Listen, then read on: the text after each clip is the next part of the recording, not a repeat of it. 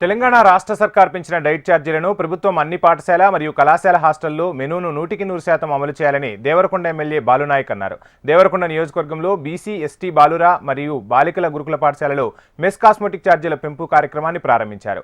కాంగ్రెస్ సర్కార్ విద్యార్థులకు నాణ్యమైన భోజనాన్ని అందించాలనే ఉద్దేశంతో డైట్ మరియు మెనూ ఛార్జీలు పెంచిందని అన్నారు. గత పాలకులు విద్యార్థులను ఇబ్బంది పెట్టి విద్యా వ్యవస్థను భ్రష్టు పట్టించారని ఆవేదన వ్యక్తం చేశారు. కాంగ్రెస్ ప్రభుత్వంలో విద్యార్థులకు 40% మెస్ ఛార్జీలు పెంచడం శుభపరిణామమన్నారు.